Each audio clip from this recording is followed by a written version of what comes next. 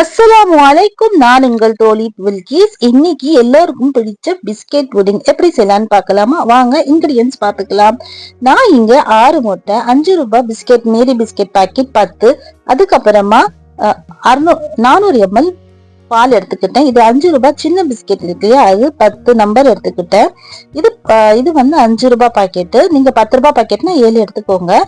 200 gram சர்க்கரை, இதெல்லாம் சேர்த்து சூப்பரான ஒரு புடிங் பண்ணலாம். வெனிலா எசன்ஸ் தேவைக்கு ஏற்றது எடுத்துக்கோங்க.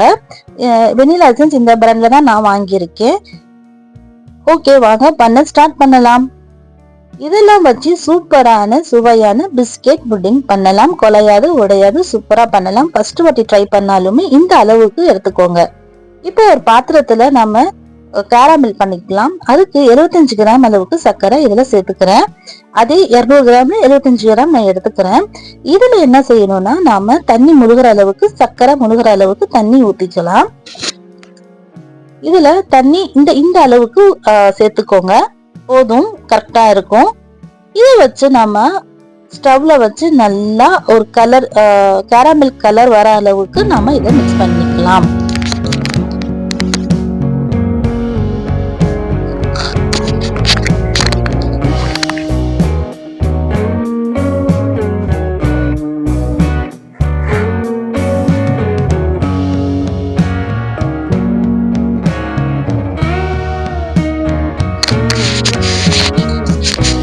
பாருங்க, அந்த கலர் வந்துருச்சு.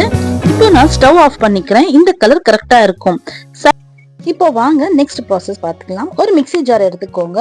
இதுல நான் 10 பிஸ்கெட் சேர்த்துக்கிறேன். இது நல்லா இந்த மாதிரி உடைச்சு சேர்த்துக்கோங்க.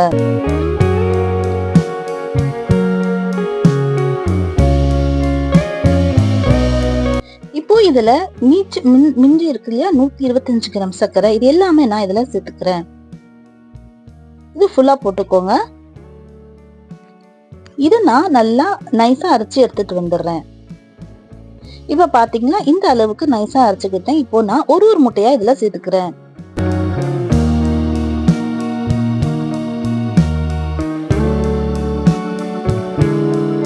முட்டை பார்த்து உடைங்க, இல்லைன்னா ஷெல்லாம் இதுக்குள்ள போயிடும். இப்போ இந்த முட்டையெல்லாம் இதுல நான் சேர்த்துக்கிட்டேன். இதுவுமே இந்த முட்டை, சர்க்கரை, அதுக்கப்புறமா பிஸ்கெட், இது எல்லாமே சேர்த்து இன்னொரு வாட்டி நான் அரைச்சிட்டு எடுத்து வந்து காமிக்கிறேன். இப்போ பாத்தீங்கன்னா நல்லா இந்த பிஸ்கெட், சர்க்கரை, முட்டை இதெல்லாம் சேர்த்து நல்லா அரைச்சுக்கிட்டேன்.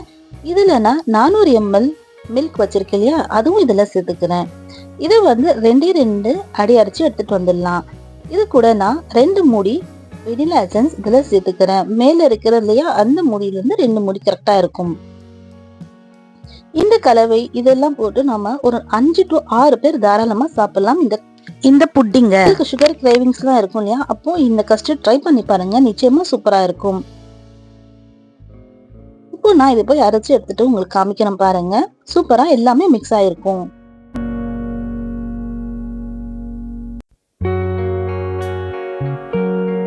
பாருங்க எப்படி இருக்குன்ட்டு, இந்த கன்சிஸ்டன்சி இருக்கணும்.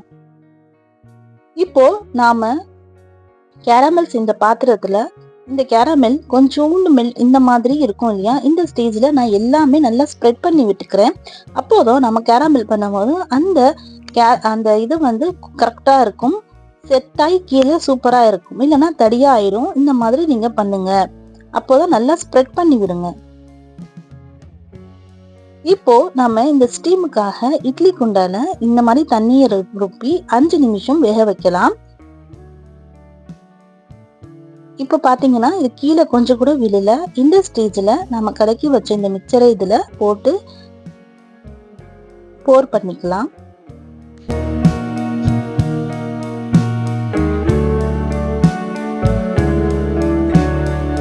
இதை ஒரு மூடி போட்டு மூடி நாம இட்லி குண்டானுக்கு உள்ள இறக்கிடலாம்.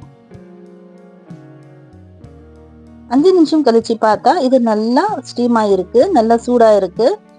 இது கூட நம்ம அப்படியே வைக்க கூடாது, இல்லைன்னா தண்ணி எல்லாம் மேல வந்துடும். இந்த மாதிரி ஒரு பிளேட்டை வச்சு இதுக்கு நடுவுல வைக்கணும். இந்த மாதிரி சைட்ல எல்லாம் வைக்கவே கூடாது. இப்ப பாருங்க, நான் இதை நடுவுல வைக்கிறேன்.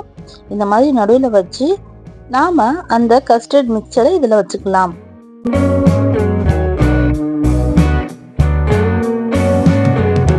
இப்போ நான் இதை 25 நிமிஷம் வேக வைக்கிறேன். எனக்கு அந்த 25 நிமிஷம் ஆச்சு.